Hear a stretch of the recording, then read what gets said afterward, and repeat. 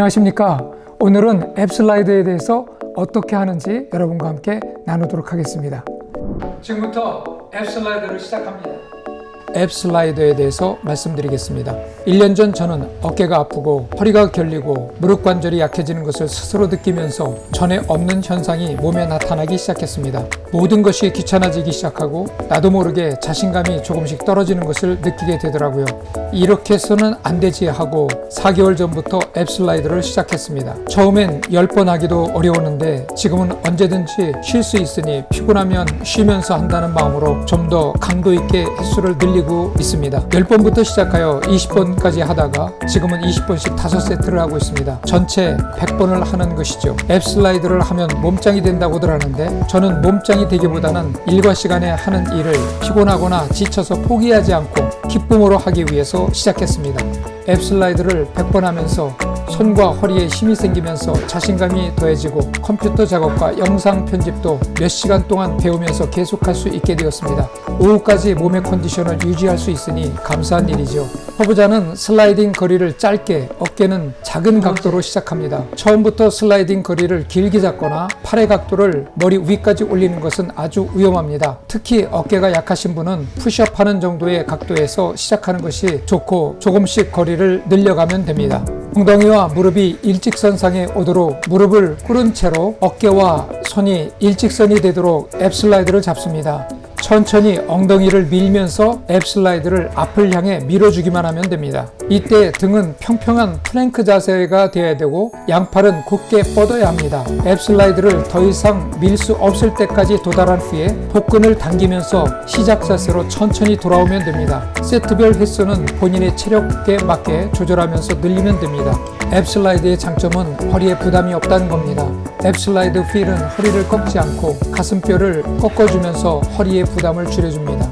위몸 일으키기 같은 복부 운동은 허리에 부담이 가는 이유는 허리를 꺾기 때문입니다. 앱 슬라이드는 복부 운동이기 때문에 허리에 꺾임이 없는 운동입니다. 앱 슬라이드 운동이 코어 운동으로서 매우 큰 효과가 있다는 사실입니다. 인체를 지탱하는 근육을 코어 머슬이라고 하는데 코어 운동은 이런 코어 근육을 단련하는 운동입니다. 스쿼트, 푸시업, 플랭크, 머드독, 업다운 플랭크와 같은 코어 운동처럼 허리를 지탱하는 코어 근육을 4가지 요방형근, 횡격막, 복행근, 다혈근을 강화시켜 준다고 합니다.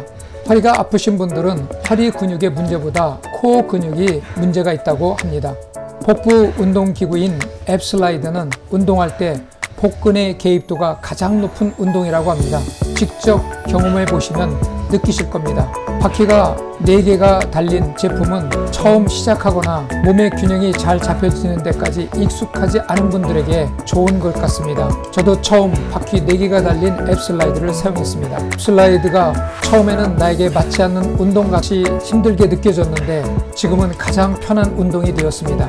한 달 전에 팔굽혀펴기, 푸시업, 플랭크를 시작하여 지금은 저녁 시간에 하고 있습니다. 무리하지 않고 생활에 지장을 받지 않는 정도로 건강을 위해서 하는 것이죠. 푸시업도 하면 할수록 횟수를 늘릴 수 있어 얼마나 좋은지 몰라요. 성취감이라는 것, 그런 거 있잖아요. 하루에 20분만 투자하면 얼마든지 할 수 있는 일이기 때문입니다.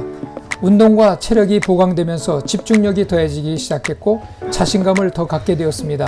운동과 체력을 보강하면서 집중력이 더해지기 시작했고 자신감을 더 갖게 되었습니다.